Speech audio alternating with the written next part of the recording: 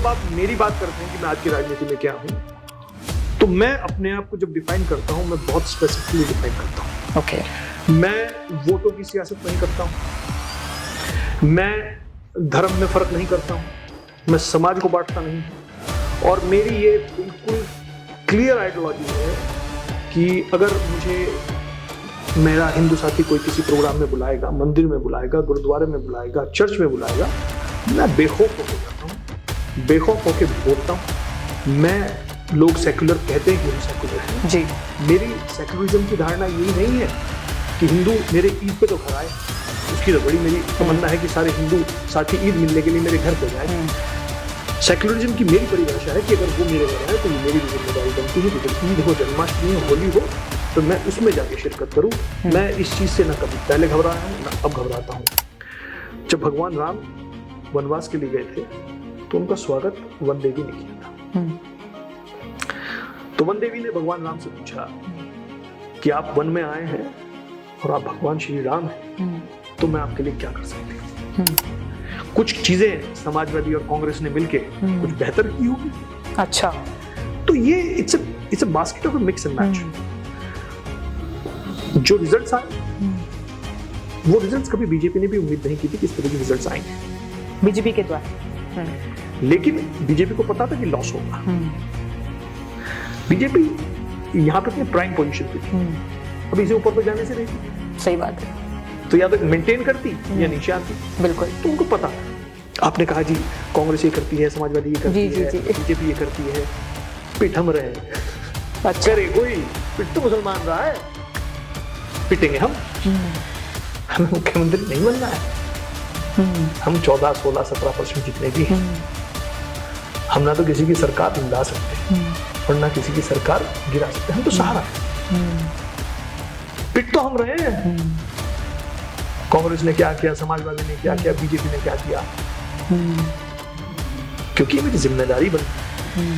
कल का मेरी सियासत रहे ना रहे, मैं दोबारा विधायक बनूं ना बनूं, लेकिन मैं जब तक हूं मैं इस बात को ओपनली कहूंगा कि Muslims need to be now very careful, very planned अपनी। लेकिन जब मैं मुसलमान पैदा हुआ और मैं सच्चा मुसलमान हूँ, मेरा इस्लाम मुझे ये बताता है कि अगर आपको सच्चा मुसलमान होना है तो आपको दूसरे धर्म का सम्मान करना पड़ेगा। अगर आप दूसरे धर्म का सम्मान नहीं करते हैं, then you have got some problem.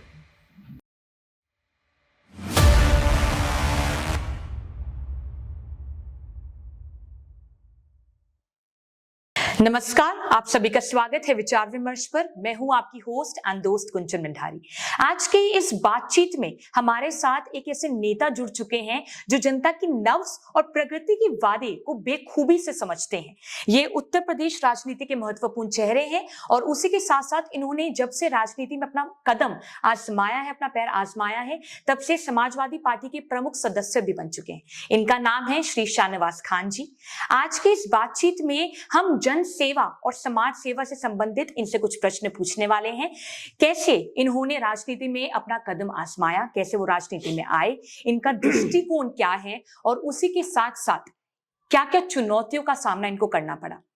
बिना किसी देरी के इस बातचीत की शुरुआत करते हैं शाहनवाज जी के साथ। सबसे पहले आपका स्वागत है सर हमारे चैनल पे। आपका भी स्वागत है सर। कैसा महसूस करें अभी, कैसी लाइफ चल रही है, कैसा जिंदगी चल रही है अभी आपकी? देखिए, मैं जिंदगी के हर पड़ाव से गुजरा हूँ जी। मैंने नौकरी भी की है, पढ़ाई भी की है, सियासत भी कर रहा हूँ, और आई बिलीव कि एक कुछ इनबिल्ट सॉफ्टवेयर होता है लोगों का। मैं बहुत कंफर्टेबल हूँ। मुझे आप जिस भी सिचुएशन में रखते हैं, I can adapt to that situation very easily. तो मुझे अलबत्ता ऐसी कोई परेशानी तो नहीं होती, but I am a very curious person.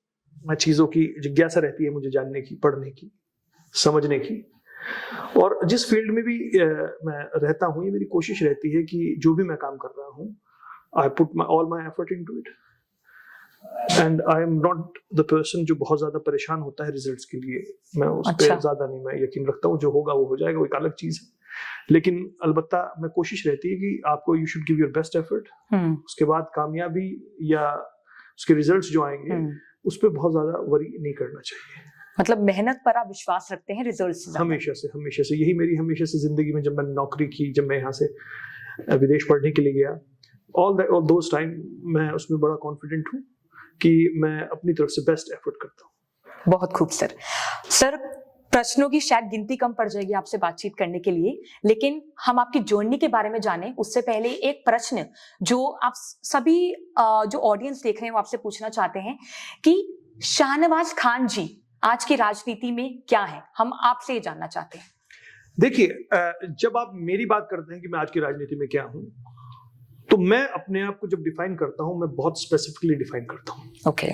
मैं वोटों की सियासत नहीं करता हूं, मैं धर्म में फर्क नहीं करता हूं, मैं समाज को बांटता नहीं हूं, और मेरी ये बिल्कुल क्लियर आइडियोलॉजी है कि अगर मुझे मेरा हिंदू साथी कोई किसी प्रोग्राम में बुलाएगा, मंदिर में बुलाएगा, गुरुद्वारे में बुलाएगा, चर्च में बुलाएगा, मैं बेखौफ होके जाता हूँ, बेखौफ होके बोलता हूँ।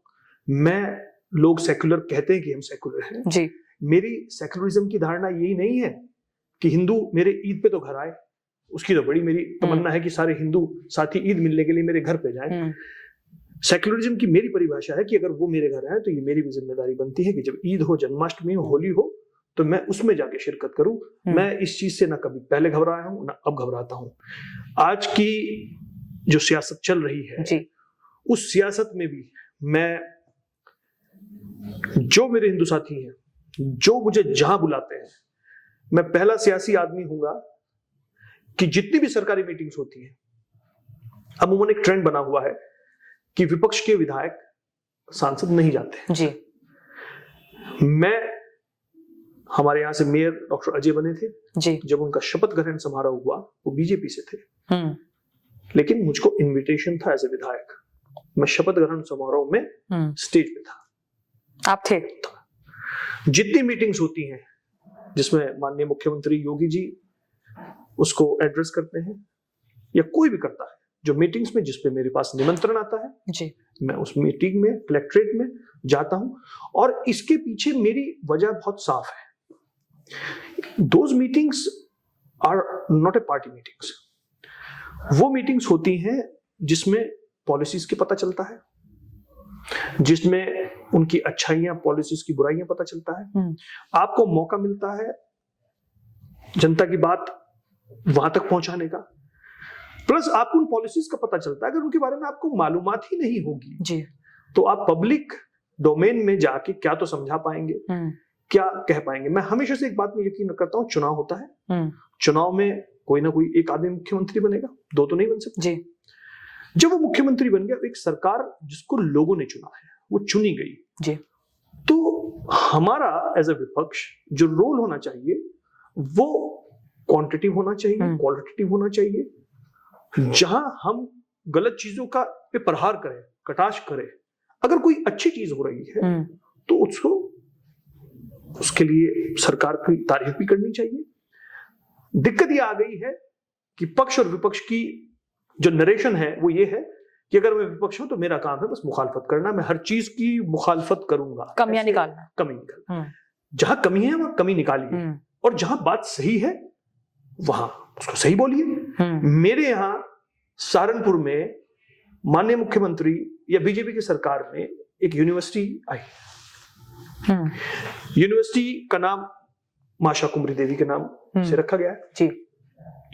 मैं पहला विधायक हूं सदन में माननीय मुख्यमंत्री के सामने उनका शुक्रिया अदा किया कि आपने मेरे शहर को दिया है।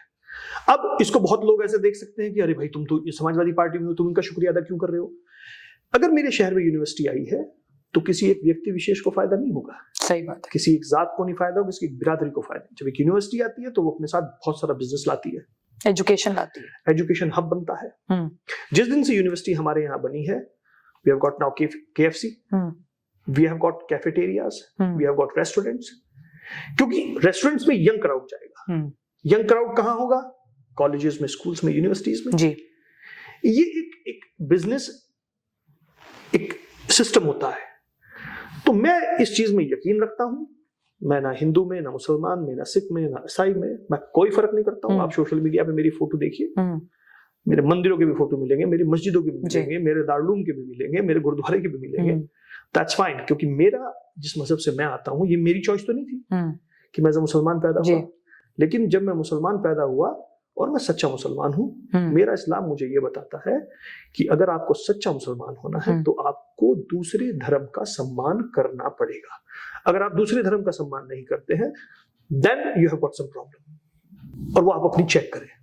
मैं अपने कुरान को जानता हूँ, मैं अपने इस्लाम को जानता हूँ जी, और मुझे जो उस कुरान से जो मैंने सीखा है जी, वो बहुत क्लीन एंड क्लियर है।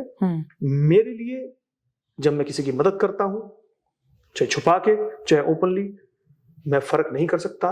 जब मैं फैसला करता हूँ, पंचायतें होती हैं, तो उसमें मैं ये देख के फैसला नहीं करता ये कौन है, ये कौन है, किस भी जाति का। नहीं, मैं उस चीजों से बहुत ऊपर हूँ साहब ना। और जब तक मैं सियासत करूंगा, जब तक इस पेशे के अंदर रहूंगा, मैं जब तक इस मामले में मेरा कोई कॉम्प्रोमाइज नहीं है, I am secular, and when I say I am secular, then I am secular. मैं उसमें बहुत क्लियर आइडेंटिटी रखता हूँ। आपने सेकुलर की बात करी, यूपी में आज हम हैं, आपको लगता है कि यूपी में कम्युनल होना ज्यादा आसान है या सेकुलर होना ज्यादा आसान है? देखिए, कम्युनल होना तो हमेशा से आसान है। देखिए, आप वो कहते हैं ना कि आज के वक्त में हालात ये हैं कि दैट्स ए इजी वे। किसी के बारे में बुराई कर देना, किसी के बारे में गलत बोल देना तो बहुत आसान सा काम है, बिल्कुल। लेकिन एक बैलेंस लाइफस्टाइल रखना, और हर समाज में, मेरे पिताजी जो पूर्व मंत्री भी रहे सरफराज खान साहब जी, जितने यहां समाज है सब उनको चचा कहते हैं, उनका सम्मान करते हैं, इज्जत करते हैं। वो इज्जत है, वो इज्जत ऐसा नहीं है वो वन वे है, वो कमाई गई है ओवर द इयर्स। पूरे जिले में कहीं तेरवी हो, कोई मौत हुई हो, किसी समाज में कोई फंक्शन हो, मेरे परिवार से मैं या मेरे पिताजी दोनों में से कोई ना कोई आदमी मौजूद रहता है, कोई ना कोई आदमी वहां उपस्थित रहता है। और यही वजह है कि जब हम शाम को सोते हैं तो हमें उस सुकून का, चैन की नींद आती है, एहसास होता है कि हम सबके हैं। किसी एक का होना तो बहुत आसान है, वो आप कोई भी हो सकता है, सबका होना थोड़ा मुश्किल होता है। ये बिल्कुल आपने जो बात कही, टफ बात है, थोड़ा दिक्कत आती है इसमें कहीं कहीं आपको अपने लोगों से लैशेस मिलता है, लेकिन चीजों की परवाह नहीं करनी चाहिए।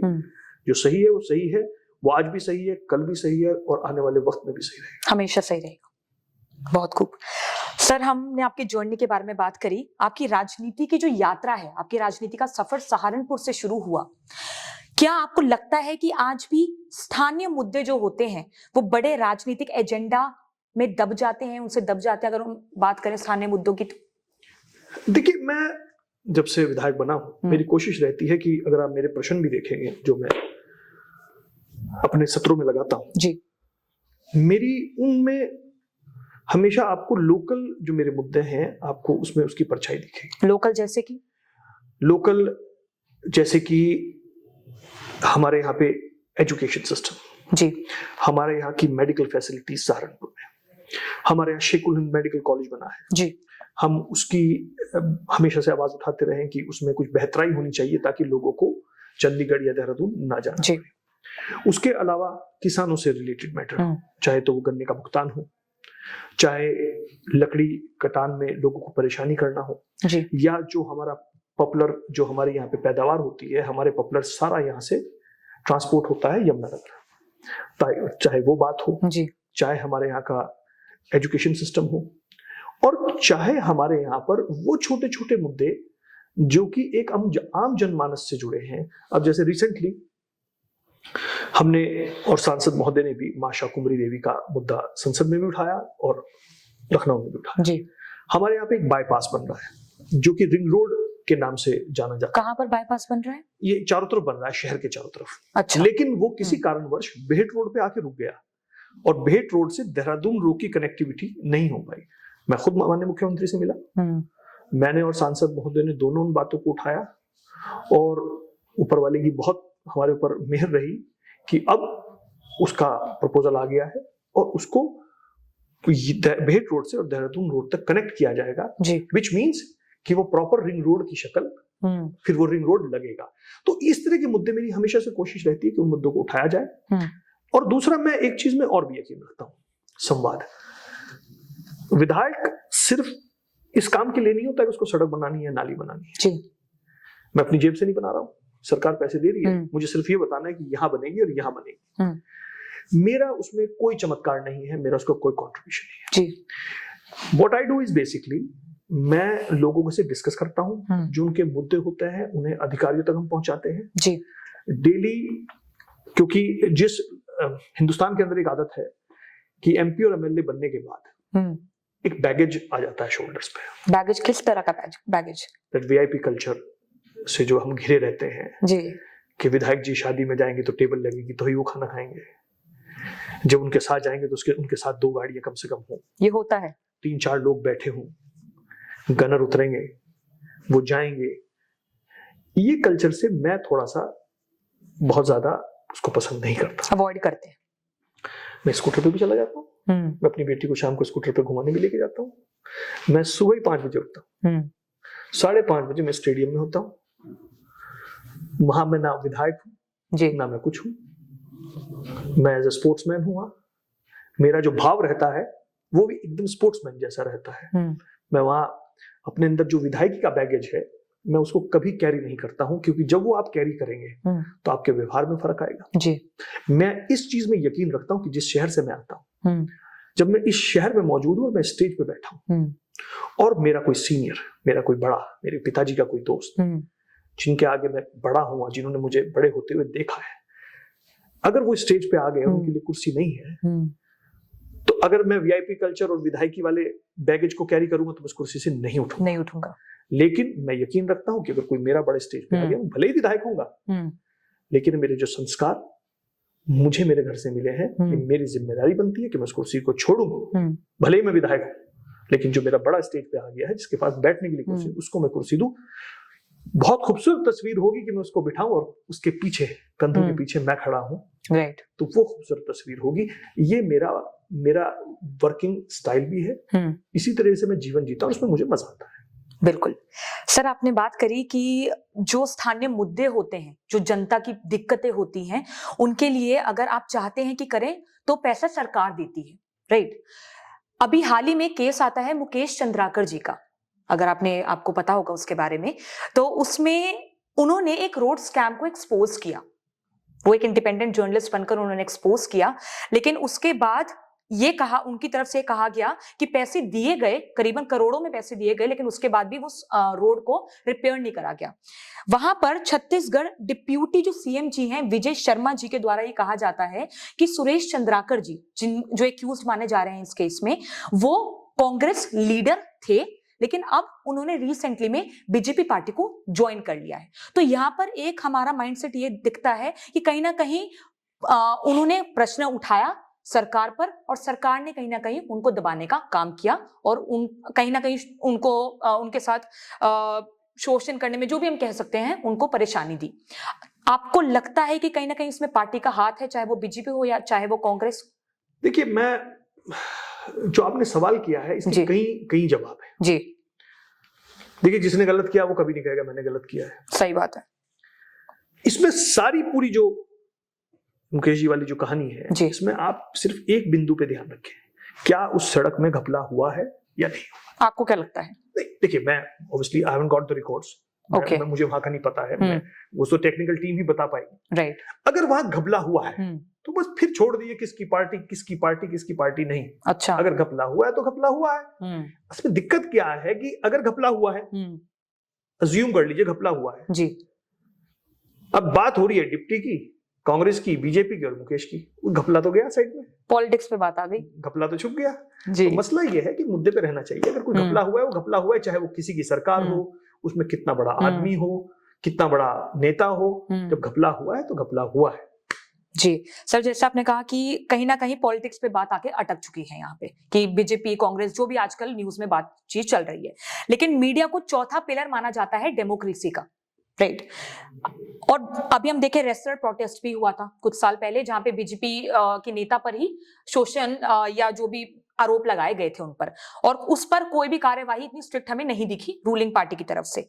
आपको लगता है कि अगर कहीं ना कहीं यहाँ पे बात पॉलिटिक्स पे आ रही है तो आवाज दबाना किसी इंडिपेंडेंट जर्नलिस्ट का किस हद तक सही मानते हैं, और क्या ये किसी भी पॉलिटिशियन या किसी भी सरकार को शोभा देता है? देखिए, किसी भी सच्चाई को दबाना, जी, चाहे वो जर्नलिस्ट हो या कोई भी हो, वो किसी भी सरकार को शोभा नहीं देता। जी, लेकिन एक बात भी सच है, और क्योंकि मैं पढ़ा हूं, मैंने इंग्लैंड से अपनी स्टडीज पूरी की, मैंने वहीं जॉब की, 2012 में मैं वापस आया। जी, मैं इस पूरे बिजनेस, जो ये बिजनेस सर्कल होता है, इसको समझता हूं। किसी भी ऑर्गेनाइजेशन को चलाना, चाहे वो टीवी हो जी, या फैक्ट्री हो या कोई इंडस्ट्री हो, यू नीड फंड्स। आज जितने बड़े बड़े चैनल्स चल रहे हैं, आप उनके ऑफिसेस देखें, आप उनका जो इंफ्रास्ट्रक्चर है उसको देखें, it's not easy for anybody, a single man to come up, start a new TV channel and have that sort of infrastructure. ये कब तक नहीं होगा? जब तक they don't have potential sponsors, potential people to invest money into that. अब जब media में, मुझे आज भी याद है, जब मैं पुरानी मूवीज देखता हूँ, मैं पत्रकारों को देखता था, वो जेएनयू वाला खद्दी का कुर्ता, नीचे जीन्स और एक लंबा सा झोला, that used to be the picture of a journalist, right, जो हमने समझी थी।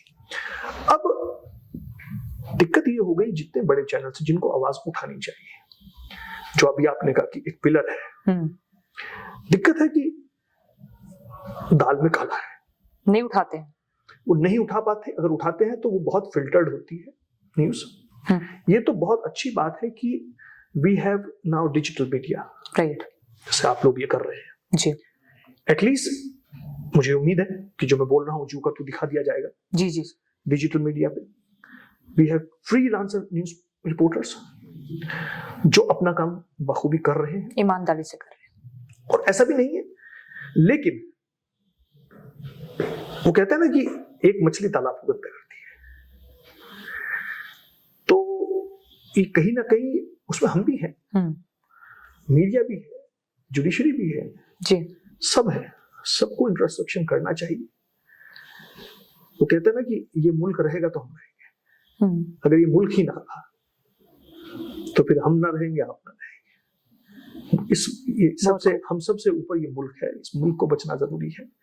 अंग्रेजों से आजादी ली थी, वो इसीलिए ली थी कि हम सुकून की जिंदगी, काम तो अंग्रेज भी कर रहे थे जी, अंग्रेजों ने जो आज तक पुल बना दिए वो अब तक नहीं टूटे, बिल्कुल, अंग्रेजों ने जो हिल स्टेशन बना दिए वो आज तक अपने नहीं टूटे, जो पोस्टल सिस्टम अंग्रेज बना के गए थे वो आज तक चल रहा है, जो रेलवे सिस्टम अंग्रेज बना के गए थे वो आज तक चल रहा है, जो इरिगेशन सिस्टम अंग्रेज बना के गए थे वो आज तक चल रहा है, जो गेस्ट हाउसेज अंग्रेजों ने बना दिए थे वो आज तक चल रहे हैं। क्या कारण है? कारण जो मैंने आपको भी थोड़ी देर पहले कहा है कि मुल्क पीछे हो गया है, पर्सनल इंटरेस्ट ऊपर आ गए। जब आप, यही तो राष्ट्रभक्ति है और है क्या, यही तो राष्ट्रभक्ति है और है क्या, जो हालात अभी बने हुए हैं जी, जिस तरह की बातें हो रही है, हिंदू और मुसलमान ने आजादी इकट्ठी ली है मिलके, ये आजादी अलग अलग नहीं दी गई कि हिंदुओं ने अलग ली और मुसलमानों ने अलग ली। सही बात है, बंटवारा हुआ, दुर्भाग्यपूर्ण था, लेकिन हमने फैसला किया कि हम नहीं जाएंगे वहां, हमारे पे चॉइस थी, हमारा फैसला था ये, हमारा फैसला था, ये मुल्क हमारा है, हम यहीं रहेंगे, इसको जाना है जाइए, हम यहीं रुके। और मैं हमेशा से, एक मैंने सदन में भी कही थी, एक छोटा सा आपको एक किस्सा सुनाता हूँ, बिल्कुल, जिसमें मैं आपको सारी बात कह दूंगा। जब भगवान राम वनवास के लिए गए थे तो उनका स्वागत वन देवी ने किया था। तो वन देवी ने भगवान राम से पूछा कि आप वन में आए हैं और आप भगवान श्री राम हैं, तो मैं आपके लिए क्या कर सकती हूँ। तो वन देवी थी, उनके लिए तो एक सेकंड का काम था कुछ भी कर देना।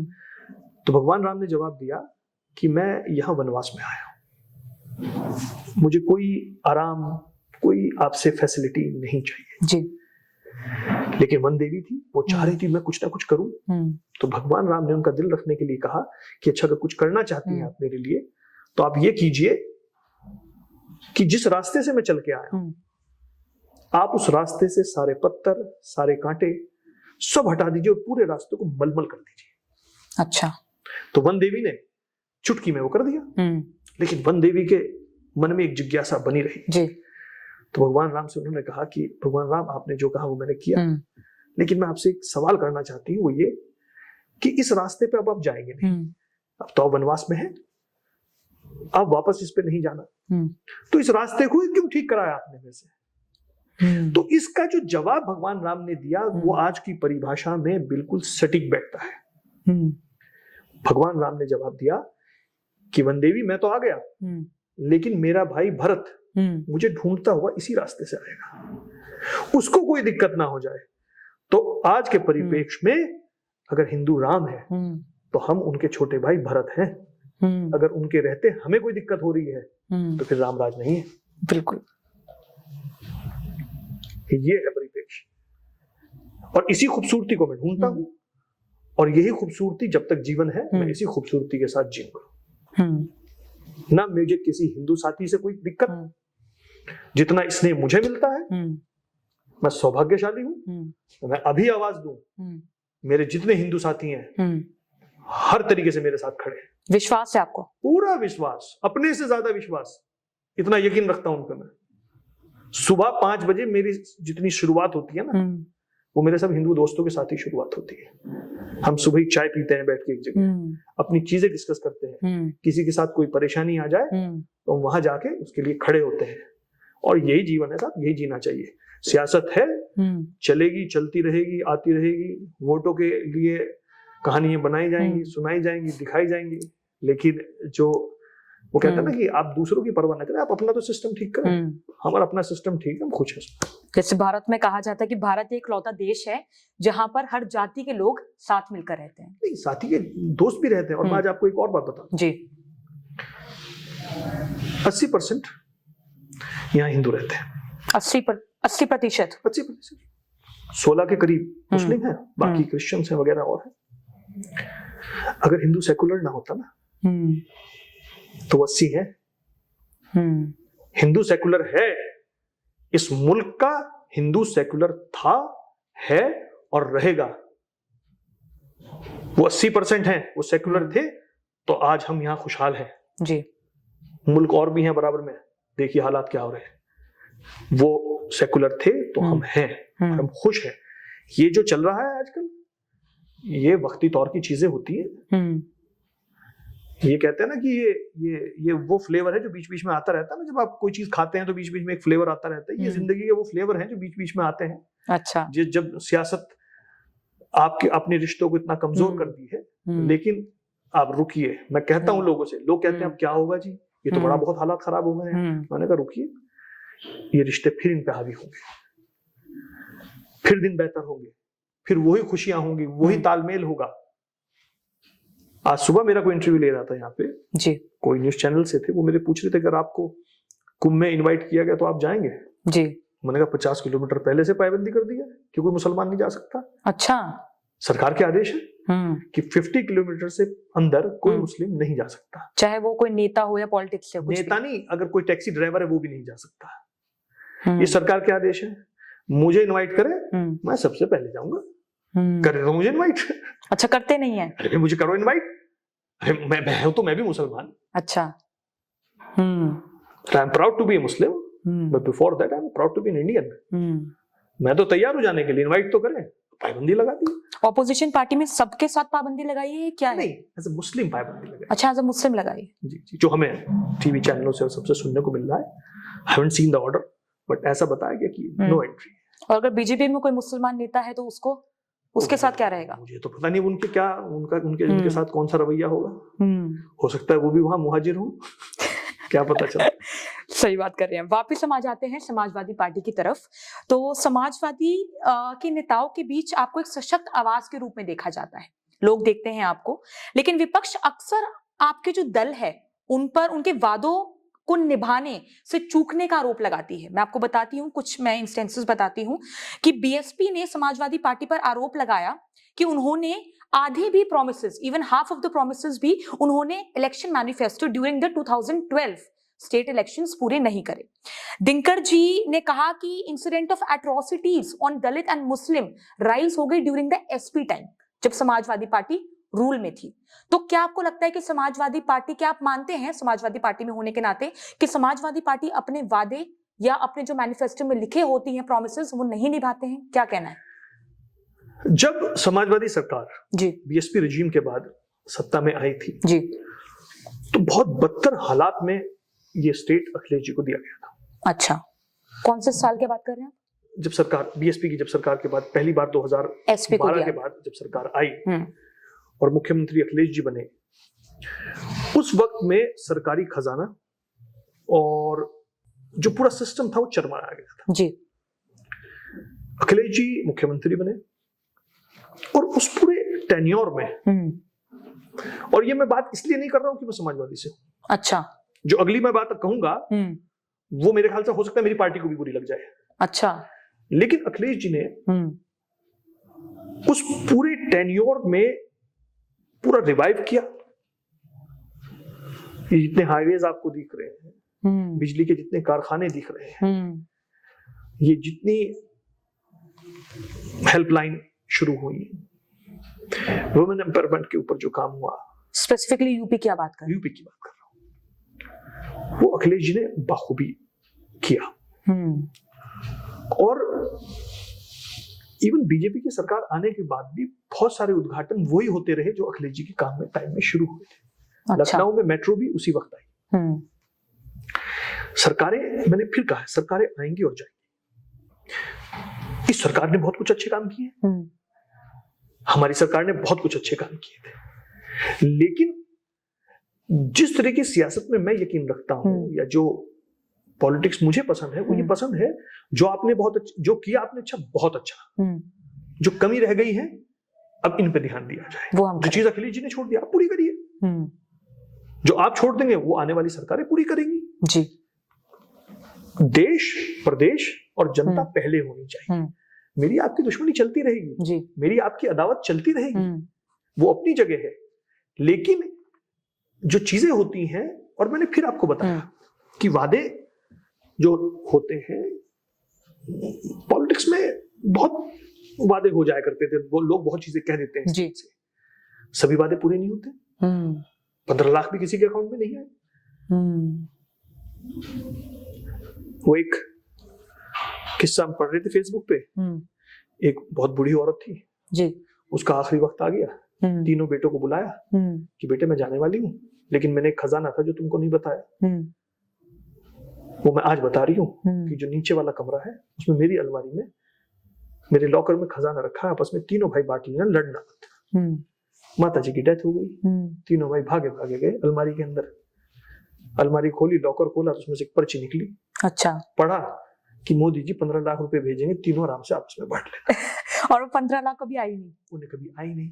तो ठीक है, उस पर अमित शाह जी ने एक बार कहा था कि ये एक चुनावी जब आप सभाएं होती है, एक स्लैंग था, एक बात थी, कह दी गई थी। इसका मतलब ये नहीं था कि आएंगे ही, लेकिन सरकारें आएंगी और जाएंगी।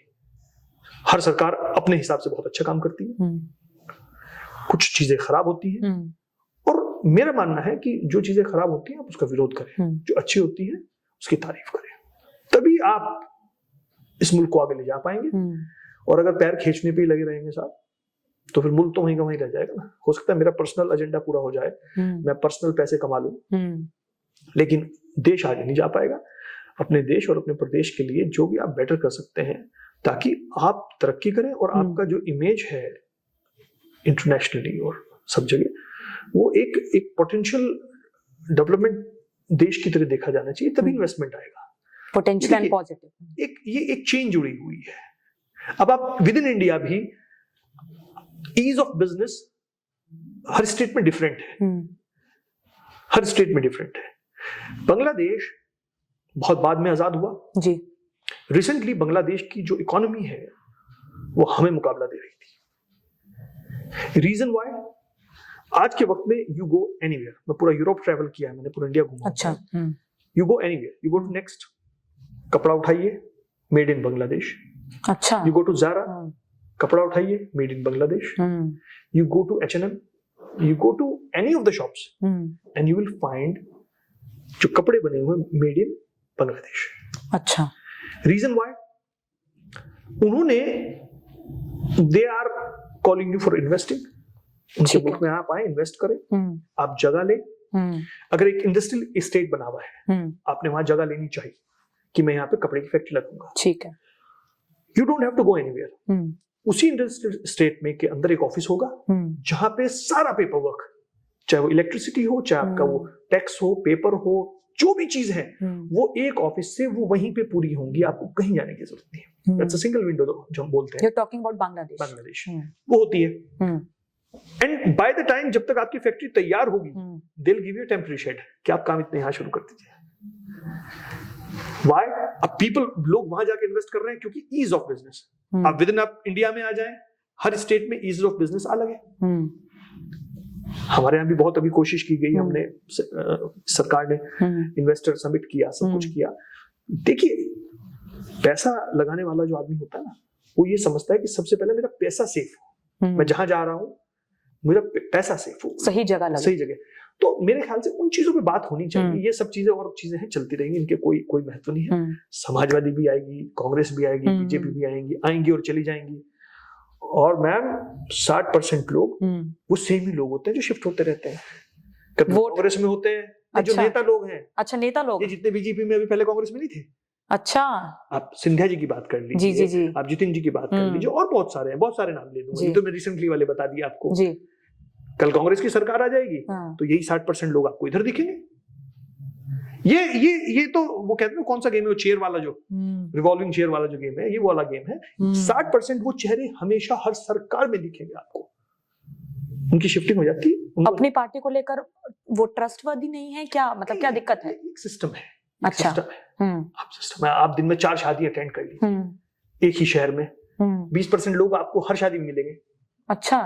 क्या तो सुबह मिले थे मुझे, तो सुबह देखा था. तो ये होता है और ये ऐसे ही चलता रहेगा. लेकिन अच्छे लोग हैं सियासत में, अच्छे लोग मीडिया में भी हैं, अच्छे लोग जुडिशरी में भी हैं, अच्छे लोग एडमिनिस्ट्रेशन में भी हैं. अच्छे हैं तो ये मुल्क चल रहा है. हर समाज में अच्छे लोग हैं, हर समाज में खराब लोग हैं. दैट्स माय डिसीजन कि मैं उसको फिल्टर करके मैं अच्छे लोगों के साथ बैठूं. जरूरी है मुझे बुरे लोगों के साथ बैठना नहीं बैठना चाहिए उनके साथ. सही बात. वही कहता है ना कि सरकारें आएंगी जाएंगी लेकिन डेवलपमेंट नहीं रुकना चाहिए. डेवलपमेंट नहीं रुकना चाहिए, कभी भी नहीं रुकना चाहिए. सर, जैसे आपने बात करी कि हर सरकार में या हर पार्टी में ईमानदार लोग होते हैं, तो अगर हम अभी रूलिंग पार्टी की ही बात कर लें, बीजेपी की बात करते हैं, तो मोदी जी हैं, अमित शाह जी हैं, बहुत सारे नेता हैं और कमेंडेबल नेता हैं. एक नेता अगर हम आपसे पूछें जो ईमानदार इन एंड आउट है तो कौन है? देखिए, ईमानदारी का तो मेरे पास कोई सबूत नहीं है. सबूत नहीं है ना. अच्छा. मेरे पास कोई मशीन है जिसमें मैं चेक कर लूं ईमानदारी. मुझे नितिन गडकरी जी एक नेता ऐसे नजर आते हैं. मैंने फिर कहा ना कि मेरे पास कोई पैरामीटर नहीं है मैं चेक कर लूं कौन ईमानदार नहीं है. एक पैरामीटर मेरे पास उनका जरूर है, जो मैं उनको वॉच करता हूं, उनको देखता हूं, या उन्हें जितना भी मैं देखता हूं, ही इज वेरी पॉजिटिव. और देखिए, जो काम उन्होंने रोड्स पे किया है उसी की जिम्मेदारी है हम पे. जो काम उन्होंने रोड्स पे किया है, देखिए, भले ही मेरे वो नेता ना हो, मेरी पार्टी में ना हो, मेरा उनसे कोई ताल्लुक ना हो, लेकिन मैं कोई गुरेज नहीं करूंगा इस बात को कहने में दैट ही इज वन जिससे मैं इंप्रेस होता हूँ. Nitin Gadkari ji, and always been, I have been watching him for years now. मैं जब उनको देखता हूँ, जब उनके काम को देखता हूँ, जब उनको सुनता हूँ, आपको उम्मीद की किरण नजर आती है. यू कैन हैव समबडी जो कि स्टेज से कह रहा है कि मैं तो कहता हूँ पैसे मांगो मुझसे, पैसे की कोई कमी नहीं है, काम बताओ. डेवलपमेंट होनी चाहिए. रोड्स नहीं बना करती थी इसलिए क्योंकि एनओसीज आया करती थी, अलग अलग डिपार्टमेंट से एनओसीज आया करती थी. अच्छा. उन एनओसीज की वजह से रोड्स रुकी रहा करती थी. He is the man. एक सिंगल विंडो बना दी गई है. अगर रोड बन रही है, आप दीजिए उस पे अपना, जो भी डिपार्टमेंट रोड बना रहा है, जो भी आदमी बना रहा है, वो उस पे अपनी एनओसीज की रिक्वेस्ट डाले. जितने भी डिपार्टमेंट, चाहे वो फॉरेस्ट है, चाहे वो इलेक्ट्रिसिटी है, चाहे वो रेलवे है, कोई भी है, they have a limited time limit जिसके अंदर उन्हें उसको एनओसीज को देना पड़ेगा. तो रोड्स पे जो काम हुआ है उसके लिए गडकरी जी काबिले तारीफ है. एंड द पॉजिटिविटी जो उनके अंदर से आती है, दैट्स कमेंडेबल। तो दैट वन पर्सन जिसको मैं जिक्र जरूर इस चीज पे करना चाहूँ, आपकी तरफ से वो रहेंगे। बहुत खूब। सर, हम एक समाजवादी पार्टी की बात करते हैं तो एक रिमार्केबल कमबैक उन्होंने किया। अगर हम देखें तो 2019 में 5 सीटें थी जो समाजवादी पार्टी की तरफ से आई, और वही 2024 में 2024 में 37 सीट्स उन्होंने गेन करी। लेकिन कहा जाता है कि उन्होंने कॉम्बिनेशन किया ओबीसीज का, दलित का और मुस्लिम्स का, और ये काफी लोगों का कहना है कि कहीं ना कहीं वो प्रोटेक्टिव फील कर रहे हैं ये देखकर कि ओबीसीज और मुस्लिम्स उसमें, basically the Muslim community I am talking about, और इस वजह से कहीं ना कहीं उनको वोट ज्यादा आए 2024 में। आप सहमत हैं इस बात से? नहीं है, कहीं काम नहीं रहा उनका? क्या दिक्कत है? 2 जवाब दूंगा इसमें जी। उसका पहली बार मेरे से इंटरव्यू ले रही है तो मेरे साथ दिक्कत यही है कि मैं जो बोलना होता है बोल देता हूँ। नहीं बोलिए आप, बिल्कुल।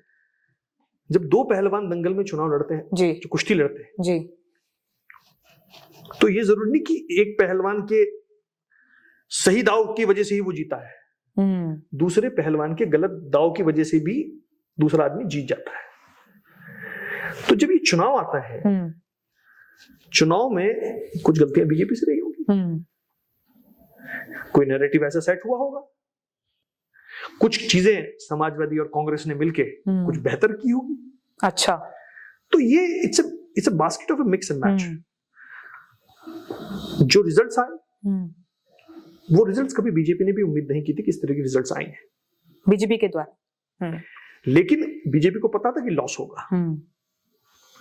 बीजेपी यहां पे अपनी प्राइम पोजीशन पे थी, अब इसे ऊपर तो जाने से रही थी। सही बात है। तो या तो मेंटेन करती या नीचे आती। बिल्कुल। तो उनको पता था, उस चीज का उनको भी पता था, ऐसा नहीं। रही जो विपक्ष जीता है उसको भी ध्यान रखना चाहिए कि हम जीते हैं तो जिम्मेदारी बढ़ गई। अब जब अगला चुनाव आएगा तो बीजेपी अपने नैरेटिव सेट करेगी, हम लोग अपने नैरेटिव सेट करेंगे। जितना कर सकती है पब्लिक है, जिसकी समझ में आ जाएगी उसका बोलबाला। फिर आपने एक बीच में कहा था कि मुस्लिम कम्युनिटी। जी, देखिए मुस्लिम कम्युनिटी के बारे में हो सकता है कोई कभी ना कहे माइक से। सर बस एक चीज मैं ऐड करना चाहूंगी, आप कुछ बोले उससे पहले, कि ये आरोप भी लगाया जाता है समाजवादी पार्टी पर कि कहीं ना कहीं वो मुस्लिम कम्युनिटी की तरफ ज्यादा देखती है या उनकी तरफ ज्यादा है। तो क्या, चलिए मैं आपको इसका एक जवाब देता हूं। जी, देखिए मुस्लिम कम्युनिटी का हाल देखिए क्या है। जी, मैं बिचारी कहता हूं अपने आप को। अच्छा, हमें कभी पहले मुख्यमंत्री नहीं बनना था और आगे भी नहीं हम बनेंगे। जी, मुख्यमंत्री जी योगी जी बनेंगे, अखिलेश जी बनेंगे, मायावती जी बनेंगे या कोई और बनेगा। बिल्कुल। मुस्लिम्स में से कोई मुख्यमंत्री नहीं बन रहा है, ना पहले बनना था ना आप बनना था। हम बन गए मंत्री के घंटे। अच्छा, झगड़ा आप दोनों का, पिटेंगे हम। हालत हम वो ढोल हो गए हैं, मैयत पे बजते हैं, बारात में बजते हैं, शादी में बजते हैं, सगाई में बजते हैं, जल्लूस में बजते हैं, धरने में बजते हैं। हम वो ढोल बन गए। कमाल की बात आप ये देखिए, मुख्यमंत्री की लड़ाई, हमारे किसी को वोट देने से ना सरकारें गिर रही है ना बन रही है। हम तो सहारा है। सही बात। 16% 17%। ना तो हम किसी सरकार को एक तरफा ला सकते ना हटा सकते भारत में। अगर आज हमारी पोजीशन ऐसी हो गई है कि 2 आदमी झगड़ रहे हैं, बीच में हम खड़े हैं, थप्पड़ इसके, वो भी थप्पड़ हमारे मार रहा है, ये भी थप्पड़ हमारे मार रहा है। मैं तो हमेशा से कहता हूं मुस्लिम कम्युनिटी को, अपने विवेक से काम करिए, सोच समझ के काम करिए, शिक्षा पे ध्यान दीजिए, अपने बच्चों को पढ़ाइए, उन्हें क्वालिटी ऑफ लाइफ दीजिए, उन्हें संस्कार दीजिए, उन्हें बताइए कि इस्लाम क्या है, इस्लाम ने क्या सिखाया था, इस्लाम कैसे फैला। दूसरों का सम्मान करिए, उनके त्योहारों का सम्मान करिए, उन्हें अपने त्योहारों में इनवाइट करिए। आज के टाइम में हमारे तो कोई भी नहीं पूछ रहा है।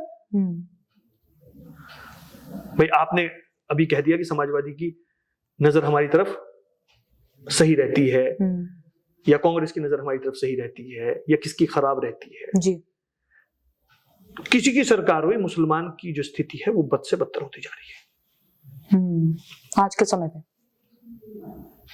ये तो बेचारे के किसी से कोई प्यार से बात कर ली, इसी पे खुश हो रहे हैं। मुसलमान कम्युनिटी की हालत आज के वक्त में ये है, हमें कुछ मिलेगा नहीं मिलेगा उसे तो छोड़िए, हमसे तो अगर कोई प्यार से बात कर ले, हम इसी पे समझ रहे हैं कि हमारी चांदी कट गई। कौन पार्टी किसकी पार्टी साहब, सब आती रहेंगी और जाती रहेंगी। जो पार्टी, भाई वोट तो देना है उन्हें, या तो इनका वोटों का अधिकार खत्म कर ले। और मैं आपको बता रहा हूं, इनका वोट का अधिकार आप आज खत्म करिए, कल से नहीं कोई कुछ नहीं कहेगा। अच्छा, क्योंकि हम झगड़े में नहीं होंगे। अभी तो वो दीवार है कि बॉल मारो पलट के वापस आएगी, दीवार यही है, दोनों बोले वही मार रहे हैं, दीवार पलट के वापस आ रही है। समाजवादी को वोट इसलिए देना है क्योंकि बीजेपी को हराना है। सही बात, ठीक, बीजेपी को हराना है इसलिए समाजवादी को वोट देना है। समाजवादी के अलावा और कौन है? कांग्रेस आएगी तो उनको वोट दे देंगे। मतलब समझ नहीं है, समझ नहीं है। देखिए, हमें तो ये बात जो मैं कह रहा हूं ये बिल्कुल मेरे दिल से, उसमें बिल्कुल नहीं घबराता हूं। मुस्लिम को अपना वोटिंग पैटर्न बिल्कुल क्लियर रखना चाहिए।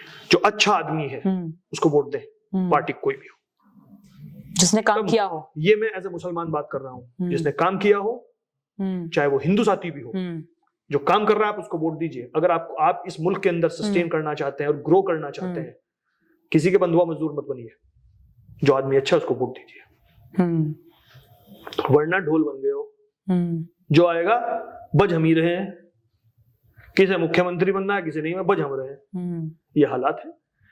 क्योंकि मैं एज ए मुसलमान हूं, ये मेरी जिम्मेदारी बनती है कि मैं अपनी कम्युनिटी की बात करूं, लेकिन मैं अपनी कम्युनिटी को वो रास्ता कभी नहीं दिखाऊंगा जिसमें आगे सांप और बिच्छू हो, जो गलत हो। मैं हमेशा से कहता हूं, आप पढ़ाई की तरफ ध्यान दीजिए। शिक्षा, पहला लफ्ज इकरा, कुरान का पहला लफ्ज इकरा, पढ़ो। तो अल्लाह ने बता दिया है, आप पढ़ो। आप अपने अखलाक से कायल करिए दूसरे को, आप अपने बिहेवियर से खत्म करिए दूसरे को।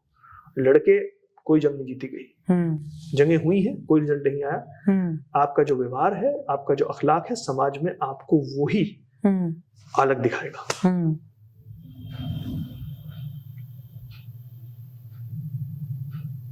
जैसे अगर हम समाजवादी पार्टी की बात कर रहे हैं यहाँ पे, तो एक प्रश्न है कि ये कहा जाता है बीएसपी से सिद्दीकी जी और दिनकर जी के अनुसार कि जब एसपी का रूल आया था तो कहीं ना कहीं एबीवीपी एक्टिव हो जाता है उस टाइम पर। कितना सच है?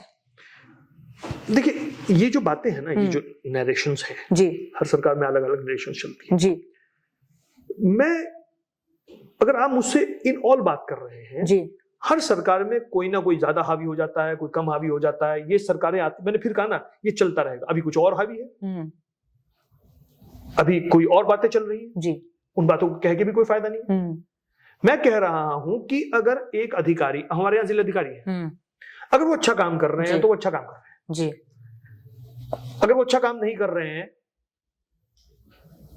वो किस समाज से हैं, क्या उनकी पसंद है नापसंद है, he is an IAS officer, that's more than enough. वो है यहाँ के जिलाधिकारी, अगर वो अच्छा काम कर रहे हैं तो अच्छा काम कर रहे हैं। अब मैं उसमें ये नरेशन ढूंढने लगा हूं, ये कौन सी बिरादरी से है, ये किसके बेटे हैं, ये किसके दामाद हैं, इन्होंने किसको फेवर किया, किसको नहीं किया, ये मायने नहीं रखती। और मैं इन छोटी चीजों में मैं घुसता भी नहीं हूं। मेरा तो बिल्कुल जिंदगी की फिलॉसफी है कि जो अच्छा है वो अच्छा है, और जो अच्छा नहीं है वो अच्छा नहीं है। कहते हैं nature and signature never changes. और इस मुल्क का एक ही रोग, क्या कहेंगे लोग। हम पूरे दिन परेशान मैम इस बात में हैं कि यार लोग क्या कहेंगे। अब जितना इंटरव्यू मैं दे रहा हूं आपको, अगर मैं खुल के कोई बात कह रहा हूं, अमूमन 70 से 80% आदमी सोचेगा यार अगर मैंने ये बात कही तो उनको क्या लगेगा, सही बात, उसे क्या महसूस होगा, मेरी पार्टी क्या सोचेगी, वो लोग क्या सोचेंगे, मुसलमान क्या सोचेगा, हिंदू क्या सोचेगा। भैया मैं डंके की चोट पे कहता हूँ, लोग कहने को सेक्युलर, मैं प्रॉपर सेक्युलर। ना मुझे मंदिर से दिक्कत, ना मुझे मस्जिद से दिक्कत, ना मुझे गुरुद्वारे से दिक्कत, ना मुझे चर्च से दिक्कत। मेरे सारे दोस्त हिंदू, 24 घंटे मैं उनके बीच में रहता हूँ, उनके बीच में भी रह के मैं मुसलमान ही हूँ। और मेरे मजहब ने मुझे सिखाया है कि आप दूसरे के मजहब का सम्मान करें।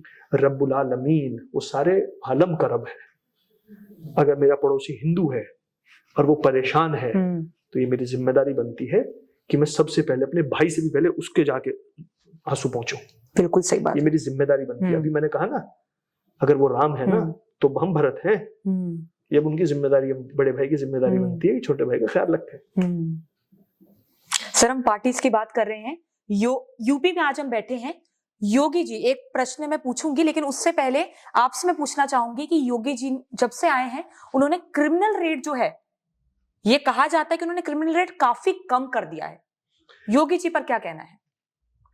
आपका जो सवाल है वो कानून व्यवस्था पे है। जी, बिल्कुल खुल के कहूंगा, कानून व्यवस्था बेहतर हुई है उनके आने के बाद। सरकार जब से आई है कानून व्यवस्था में बेहतराई आई है।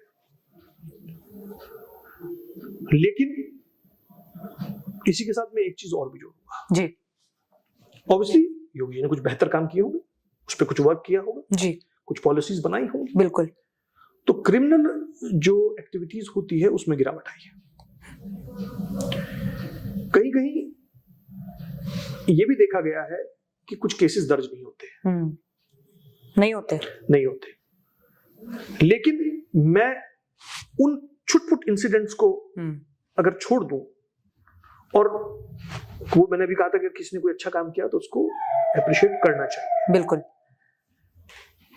अगर मैं उन छुटपुट घटना को छोड़ूं और मेरे से कोई ओवरऑल पूछे तो मैं ये ओपनली कहूंगा कि जब से सरकार आई है क्रिमिनल रेट जो है, या जो कानूनी जो इस तरह की एक्टिविटीज होती रहती थी, उसमें गिरावट आई है। लेकिन योगी जी के द्वारा ही एक स्टेटमेंट बोली गई है कि एसपी माफियों को टिकट देते हैं। मैं आपको एग्जांपल दूंगी, क्या उनका शब्द था कि उन्होंने कहा कि असेंबली इलेक्शन में माफिया को टिकट दी जाती है एसपी लोगों के द्वारा, एसपी पार्टी के द्वारा। एक है नाहिद हसन जी, जिनको मुजफ्फरनगर से टिकट दी गई थी। 17 केसेस शामली और सहारनपुर डिस्ट्रिक्ट से उनके खिलाफ थे।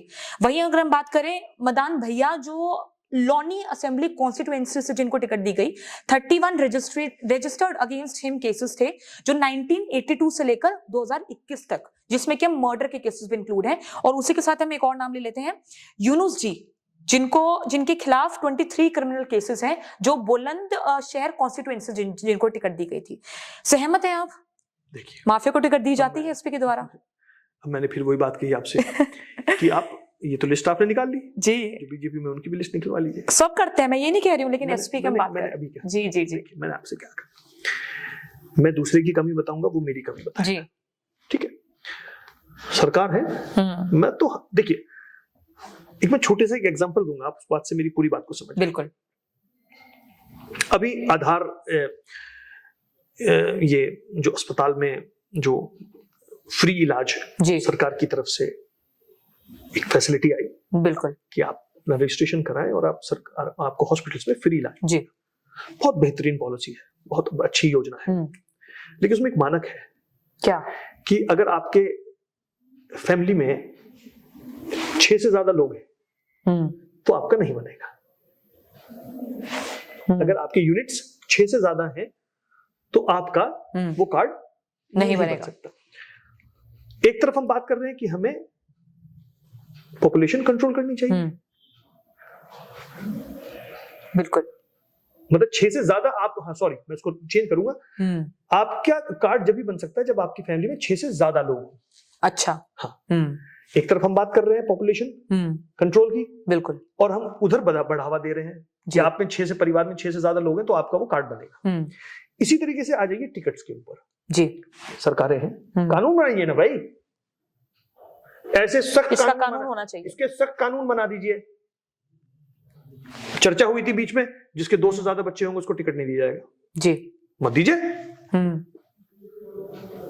पॉपुलेशन कंट्रोल करनी है ना, ये कहने भर से काम चलेगा, ये आया था, हाँ, मत दीजिए। 2 से जिनके किसी भी नेता के जिसके 2 से ज्यादा बच्चे हैं ना, उसको टिकट मत दीजिए। अच्छा। बनाइए कानून, जिसके खिलाफ एक भी एफआईआर केस रजिस्टर्ड है मत दीजिए। फिर दूसरी बहस शुरू हो जाएगी, वो क्या, फर्जी केस शुरू हो जाते हैं। किसी को चुनाव नहीं लड़वाना, फर्जी केस डाल दो। कानून बना हुआ है कि अगर आपको 2 साल से ज्यादा सजा हो गई है जी, तो आपकी सदस्यता चली जाएगी और आप चुनाव नहीं लड़ सकते। एक कानून बना हुआ है ना। अगर किसी को सजा नहीं हुई है, आपने नाहिद का ही नाम ले दिया, उनके केसेस कोर्ट में है, इफ इज गिल्टी और नॉट गिल्टी ये तो कोर्ट डिसाइड करेगा ना। राइट। जब एक कानून है, कानून ये है कि अगर 2 या 2 से ज्यादा की सजा आपको हो जाती है तो आपकी, अगर आप सदस्य हैं तो आपकी सदस्यता चली जाएगी जी, till your conviction is stayed. Okay, वो कानून है और आपकी सदस्यता चली जाएगी और आप अगला चुनाव नहीं लड़ सकते। ये कानून है जी। तो जब कानून है तो इस बहस में पढ़ना ही बेकार है कि आपके निर्णय को टिकट देते हैं। हाँ, कौन तय करेगा इस चीज को? ये तो कोर्ट तय करेगा ना। कोर्ट है, एमपी एमएलए का कोर्ट भी अलग है। एमपी एमएलए कोर्ट अलग है। अच्छा। दुनिया, जहां दुनिया के केसेस चल रहे हैं एमपी और एमएलए का, हर जिले पे अलग कोर्ट है, उनकी सुनवाई वहां होती है। कोर्ट सजा दे, गलत है सजा देना। सरकार कानून बनाए, पॉपुलेशन कंट्रोल करना है, 2 से ज्यादा बच्चों कोर्ट वाले किसी को भी टिकट ना दे। अलग कोर्ट है या बनना चाहिए? नहीं है, एमपी एमएलए कोर्ट। और वहां होता क्या है? एमपी एमएलए के केसेस वहां चलते हैं। अच्छा। हाँ, तो वहीं से सजा होती है। जो बहुत लोगों की सदस्यता गई है, आजम खान साहब की गई है, अब्दुल्ला की गई है और मुख्तार साहब को भी सजा हुई थी। अगर 2 से साल आपको किसी भी केस में आप कन्विक्टेड हो गए 2 या उससे ज्यादा, then you lose your membership and you are barred from the elections. तो ये हर डिस्ट्रिक्ट में है ऐसा कोर्ट? हर डिस्ट्रिक्ट में। तो अगर ये बना दिया जाए, ऐसा बना हुआ है लेकिन उसके बाद भी दी जाती है? नहीं, ये कोर्ट बना हुआ है जिसमें सजा होती है। कोर्ट की मैं बात नहीं कर रही हूँ, यहाँ पे मैं बात कर रही हूँ कि टिकट दी जाती है नहीं दी जाती? टिकट देखिए, मैंने अभी आपको बताया ना, एक कानून बना हुआ है जी कि अगर आप कन्विक्टेड होंगे आपको सजा हो जाएगी। अभी कोर्ट केसेस में है, अगर केसेस कोर्ट केसेस में जो आपके केसेस हैं कोर्ट के अंदर है, कोर्ट ने अब तक कोई डिसीजन ले नहीं दिया, तो अब तो फिर तो आप किसी के हर चीज का हनन होगा ना। ठीक है, उन पे 20 मुकदमे हैं, सजा तो अब तक एक में नहीं हुई। जुडिशरी क्यों इतना स्लो है? कर दे सजा, वो लड़ ही नहीं पाएंगे चुनाव।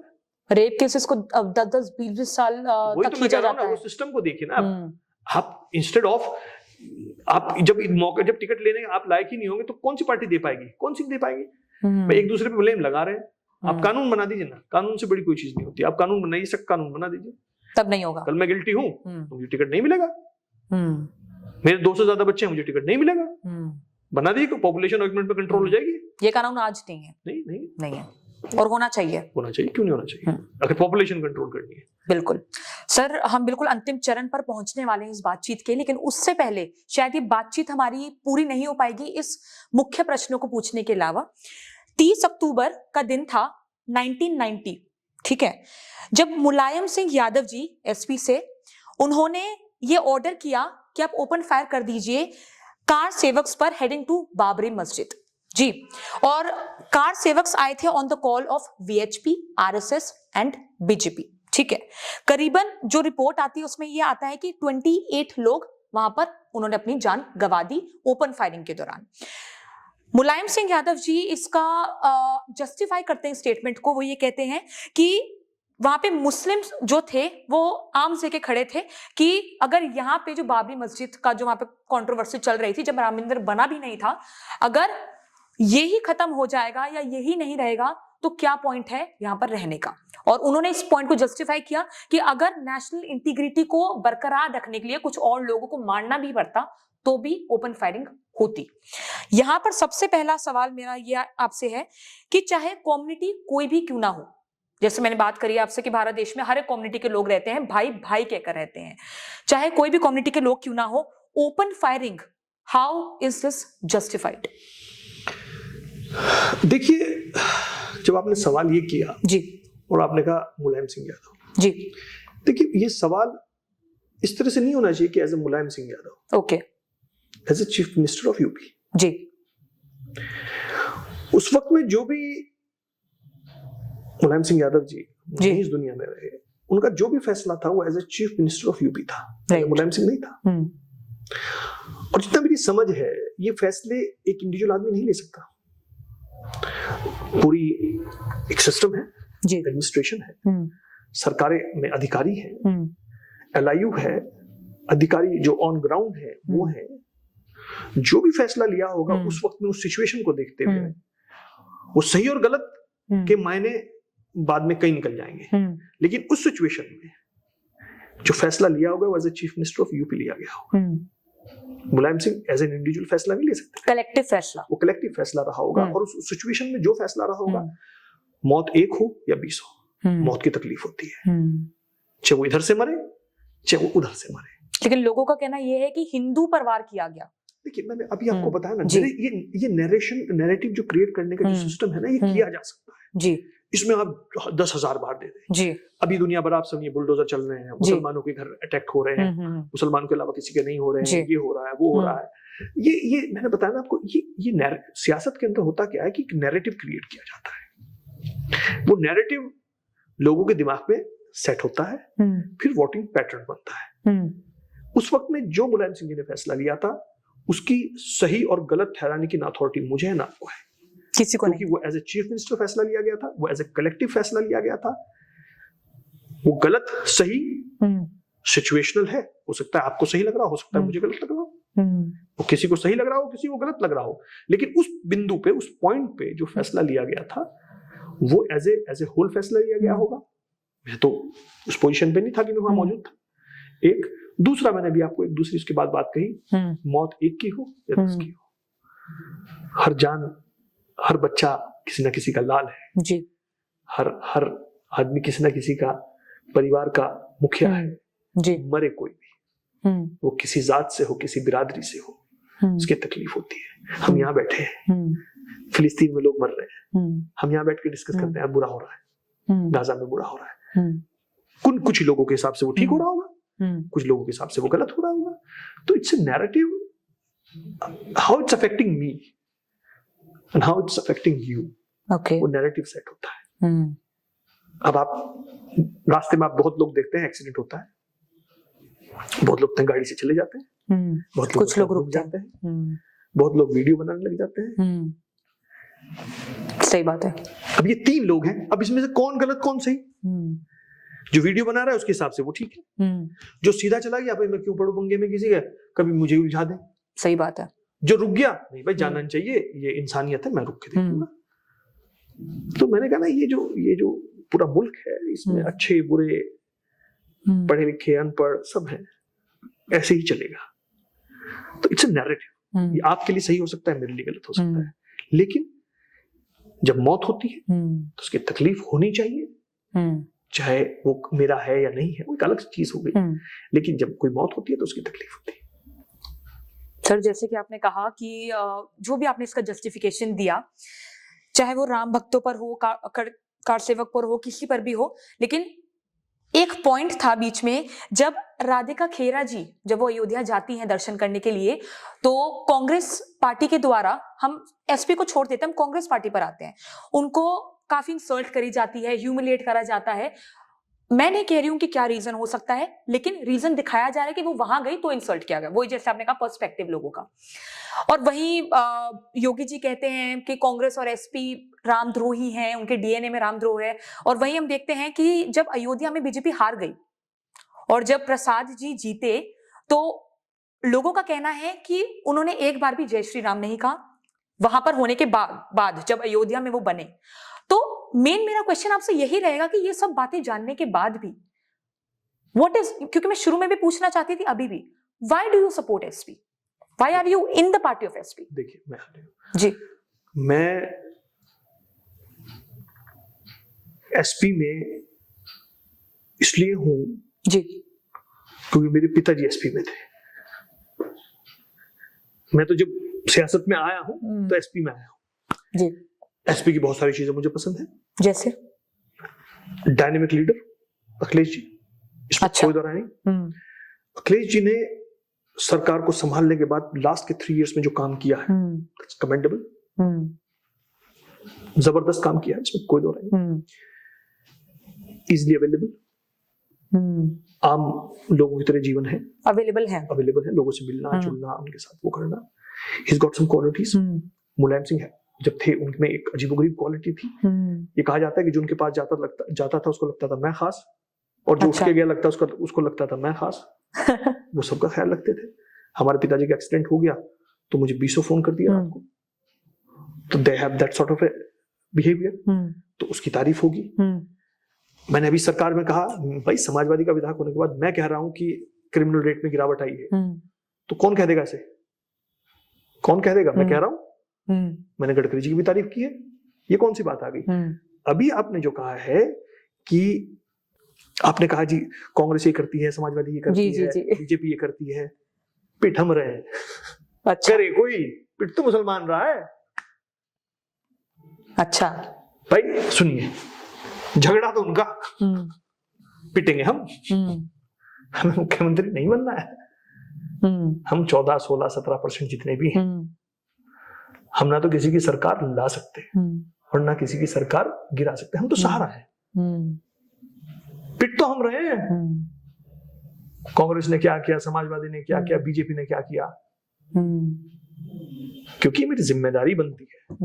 कल का मेरी सियासत रहे ना रहे, मैं दोबारा विधायक बनूं ना बनूं, लेकिन मैं जब तक हूं, मैं इस बात को ओपनली कहूंगा कि Muslims need to be now very careful, very planned. अपनी पढ़ाई की तरफ ध्यान दें, अपने बच्चों में कल्चर लाएं, उनमें वैल्यूज दें, और जो आपके बारे में भ्रम फैलाया जाता है, मेरे बारे में अगर गलत बात फैलाई जाएगी उसकी सफाई नहीं दूंगा। रही बात मैं कितना हिंदुस्तानी हूं या नहीं हूं, मेरे से किसी का सर्टिफिकेट लेने की जरूरत नहीं। मैं इसी मिट्टी में पैदा हूं, इस मिट्टी में दफन हूं। मेरे पास सिटीजनशिप थी इंग्लैंड की, मैं उसे छोड़ के वापस आया था। कोई नहीं आता छोड़ के। क्या कारण था? मुझे अपने मुल्क वापस आना था, मेरा दिल नहीं लगता था वहां, यहाँ पर रहना था। मेरा बेटा वहीं पैदा हुआ, my wife was there in UK and I was working there, happily married, बढ़िया लाइफ, अच्छा, कोई दिक्कत नहीं। I came back in 2012। और आप हमसे थोड़ी बहुत छोटी होंगी उम्र में जी, लेकिन यूके में जब कोई सेट हो जाता है या कहीं अब्रॉड, कोई नहीं वापस आता है। मुझे वहां पे लाइफस्टाइल होता है, अच्छा है, कोई नहीं वापस, कोई भी नहीं चाहेगा, कोई नहीं चाहता। I came back in 2012। The reason was my mom, my dad and my country. मुझे यहाँ मेरा दिल ही नहीं लगता है इसके अलावा। मेरे दोस्त हैं, मेरे रिश्तेदार हैं, मेरे जानने वाले हैं, मेरा शहर है, मेरी वो गलियां हैं जहाँ मैं खेला हूँ, मेरा गांव है, मुझे इसके अलावा कहीं दिल ही नहीं लगता। तो किसी ने, बड़े ने किसी से पूछ लिया था कि आप ईमानदार? तो उसने कहा जी। कि बेईमानी करने का कभी मौका मिला कि नहीं? तो फिर आप ईमानदार कैसे? हमें और मुझे, हमें जब मैं कहता हूं तो मैं अपनी पूरी कम्युनिटी की बात करता हूँ, मुसलमान की। हमें बेईमानी करने का मौका मिला था। हम उस वक्त में मुस्लिम लीग को वोट देते, बिल्कुल, और पाकिस्तान चले जाते। हम जब बेईमान नहीं हुए, और जब मैं इंडिविजुअल अपनी बात करता हूँ, मैं इंग्लैंड में था, मुझे आने की जरूरत नहीं थी, मेरे पे मौका था बेईमान होने का, बिल्कुल, लेकिन मैं ईमानदार, मैं अपने मुल्क में फिर वापस आया। और मैं जो भी अपनी सर्विसेज दे रहा हूँ अपने मुल्क के लिए दे रहा हूँ। जब तक जिंदा हूँ, इस मुल्क की मिट्टी के लिए, इस मुल्क की तरक्की के लिए, I will give all my efforts. आपने अखिलेश यादव जी की बात करी। 2027 के चुनाव के लिए वो अभी से लगे हुए हैं काफी सारे। उन्होंने ये भी एक बयान दिया कि जो टिकट है जिनको मिलने वाला है, कोई भी श्योर नहीं है लीडर, है ना? तो वही है कि डायनेमिक लीडरशिप है, लेकिन क्या आप मानते हैं कि समाजवादी पार्टी में कोई राड है अभी भी? क्योंकि अगर हम देखते हैं कोई मतलब आपस में ही मतभेद है, कोई नहीं है। किसी पार्टी में कोई राड नहीं है, रोज अफवाहें चलती रहती हैं। अब आपका भी तो काम चलना है। अभी आपकी टीवी कैसे चलेंगे? कोई बताता है बीजेपी में राड है, कोई वहां, छोटी मोटी ये सब हर पार्टी में चलती रहती है, हर परिवार में झगड़ा होता है, सब में चलती रहती है। लेकिन मैंने कहा ना, देखिए हर पार्टी की अपनी एक लाइन है जिस पर वो काम करती है। समाजवादी की अपनी लाइन है, बीजेपी की अपनी है, अपने सिस्टम है लोगों के, ठीक है। और इस मुल्क की खूबसूरती और बता रहा हूं मैं जी। अगर दो पार्टियां चुनाव लड़ती है ना, तो इस पार्टी को ना इसलिए नहीं जिताया जाता कि इसने कोई बहुत अच्छा काम किया है, अच्छा, क्योंकि मैं इससे नाराज हूं इसलिए तुम्हें वोट दे रहा हूं। सही बात है। अगर आप जाएं लोगों से पूछें, हमारे यहाँ वोट इसलिए दिया जाता है दूसरी पार्टी को कि मैं इससे नाराज हूं, इसे वोट नहीं दे रहा, इसलिए तुम्हें दे रहा हूं। भाई इसमें क्या खूबी है कि वो मुझे पता नहीं। तो हमारे यहाँ पर अभी पॉलिटिकल रेवोल्यूशन आना है बहुत। जब लोग इस बात पे वोट देंगे कि आदमी कौन सा सही है, पार्टी, अभी पार्टी कम फर्स्ट, कौन खड़ा है किससे कोई परवाह नहीं होती है। मैं जिस चीज को मैं प्रोत्साहन करता हूँ, ये जो मैं चाहता हूँ हो, कैंडिडेट देखिए। जब जिस दिन आप कैंडिडेट को वोट देने लगेंगे ना, तो पार्टी भी सही कैंडिडेट देने लगेगी। दिक्कत है पार्टी को वोट दे रहे हैं, उनका तो कहना किसी को भी गले में पट्टा लगा के भेज दो, वो चुनाव जीत जाएगा। जिसका बैच पड़ा है तो उसी पार्टी का उसी जीत जाएगा। जिस दिन पब्लिक ने ये डिसाइड कर लिया कि नहीं भाई पार्टी भले ही होगी लेकिन ये प्रत्याशी अच्छा नहीं है, आदमी को देखकर वोट दें। जिस दिन आपने आदमी को देख के वोट देना शुरू कर दिया तो पार्टी ऑटोमेटिक अच्छे लोगों को टिकट देना शुरू कर देंगे। जी, जैसे आपने कहा कि कहीं ना कहीं आपके पिताजी एसपी में थे तो आपने वही देखा, आपने डायनेमिक लीडरशिप देखी तो आप एसपी में आए। लेकिन एक प्रश्न आखिरी में मैं पूछना चाहूंगी कि अगर समाजवादी पार्टी आज के समय की अगर हम बात करें, अगर समाजवादी पार्टी नहीं तो कौन सी पार्टी आपके मुताबिक जो भी सही काम कर रही है और आपके मुताबिक सही है? मैं अभी ये बहुत ही प्री मैच्योर क्वेश्चन है जी। मैं समाजवादी का सदस्य हूँ, उसी पार्टी से विधायक हूँ जी, तो संवैधानिक भी मुझको ये बात सवाल का जवाब देना अच्छा भी नहीं लगेगा। मैं सियासत में जो हूँ, I am here for a change, I want to do something different, I don't want to run on the same pattern कि 5 साल के लिए आप बने सड़कें नाली बनाओ, शादियों में खाना खाओ, फीते काटो, घर आ जाओ। I want to do something different. जिस विधानसभा में चुनाव लड़ूंगा सहारनपुर देहात, मैं उसी में काम करता हूँ ज्यादातर जी, उसी पे मेरी मेहनत चलती है। वहां से वहां के छोटे छोटे काम, स्टेडियम लाया जाए बच्चों के लिए, कोई नई स्कीम आ रही है तो लोगों तक पहुंचाया जाए, उनके साथ खड़े रहना, उनको अच्छी बात बताना, सही करना, किसी बच्चे की कोई एजुकेशन में कहीं दिक्कत आ रही है तो उनसे बात करनी। मेरी कोशिश रहती है कि जरा सा लाइन से हट के कुछ बेहतर काम किया जाए, उससे वो हो सकता है आप चुनाव लड़े ना लड़े वो अलग चीज है, लेकिन वो आपके साथ एक एसेट रहेगा। क्या रात को जैसे आपने कहा कि चैन की नींद आएगी उससे। जैसे आपने बात करी काम की, कोई एक करीबी प्रोजेक्ट हो या कोई एक दिल से करीब प्रोजेक्ट हो जब चाहते हैं कि सहारनपुर में इस चीज की आवश्यकता है और ये प्रोजेक्ट सहारनपुर में होना चाहिए? देखिए सहारनपुर में इस वक्त में जो जिसका ना मोस्ट इंपॉर्टेंट जो चीज है, हमारे मेडिकल कॉलेज बना हुआ है, शेखुल हिंद मेडिकल कॉलेज, बड़ी जबरदस्त बिल्डिंग है जी, बहुत बढ़िया बना हुआ है, लेकिन we don't have faculty and we don't have machines, बहुत सारी चीजें। ओके, अगर मेडिकल फैसिलिटी सहारनपुर की बेहतर हो जाए, आई थिंक उससे इम्पोर्टेंट इस वक्त में सहारनपुर की कोई भी इशू नहीं है। हमारे यहाँ छोटे से छोटे मर्ज के लिए भी देहरादून, चंडीगढ़ यहाँ जाना पड़ रहा है, और एक मरीज के लिए वो सफर करना, जब वो बीमार होता है, जब उसको एकदम इलाज की जरूरत है, उसको फिर 2 घंटे का ट्रेवल करना पड़ता है, आधी मौतें रास्ते में हो जाती है। बिल्कुल, आई थिंक मेरे लिए इस टाइम मोस्ट इंपॉर्टेंट चीज जो है वो यही है कि हम उसको, जो मेडिकल फैसिलिटी है हमारी सहारनपुर की Shaikhul Hind medical college, that's most important, उससे ज्यादा जरूरी चीज टाइम सहारनपुर के लिए कुछ नहीं है। तो मेडिकल फैसिलिटी या मेडिकल कॉलेज पे ध्यान देना अभी सबसे सुप्रीम एक जॉब या हम कह सकते हैं कि प्रायोरिटी है। बिल्कुल सर, कई युवा राजनीति में आने से डरते हैं और कई युवा इस पॉडकास्ट या इस बातचीत को देख भी रहे हैं, और काफी लोग पॉलिटिक्स को भ्रष्ट मानते हैं, वो आप भी जानते हैं। लेकिन एक नेता के रूप में आप उस युवा को या उस युवा राजनीति को से जुड़ने के लिए उनको क्या सलाह देना चाहेंगे, और इसे साफ सुथरा बनाने के लिए आपका क्या संदेश होगा इस पॉडकास्ट या इस बातचीत को देखने वाली युवा के लिए? देखिए, पहले तो मैं आपको बताता हूं कि ये मजे का खेल तो है नहीं। पहले तो इसमें आपका इंटरेस्ट होना चाहिए अगर आप इसमें आना चाहते हैं, और इसमें इट्स हार्ड वर्क। आपको बहुत लोगों की बहुत कुछ सुनना पड़ता है, you have to be a good listener. Reactive आदमी इस पेशे में नहीं चलता है। और रही बात, आप साफ सुथरे हैं तो आप साफ सुथरे हैं। सियासत का क्या उसका परसेप्शन बना हुआ है, कुछ कमियां रही होंगी तो ये परसेप्शन बना हुआ है, लेकिन वो कहते हैं ना कि चैरिटी स्टार्ट्स फ्रॉम होम, सफाई घर से शुरू होगी जी। आप सियासत में जो लोग आना चाहते हैं, जिनको इसमें इंटरेस्ट है जी, आए, come down with very innovative ideas, don't run on the same roads which we have been doing for the last 50 years, try and do something different, ताकि कुछ बेहतर हो सके। एंटरप्रेन्योर बनिए। ठीक है, इंडस्ट्री ये अपने आप में एक इंडस्ट्री है, you need to be entrepreneur, you have to get something different new, कुछ अच्छा काम करिए, बी ए गुड लिसनर। और अगर सेवा का भाव है तो आप इस पेशे में आए, अगर आपका सेवा का भाव नहीं है तो मेरे ख्याल से this is not the right field. Right, मतलब वो भाव होना चाहिए और वो जरूरी भी है। वो जरूरी है। अगर आपके अंदर वो भाव नहीं है तो I don't think you will sustain in this political world.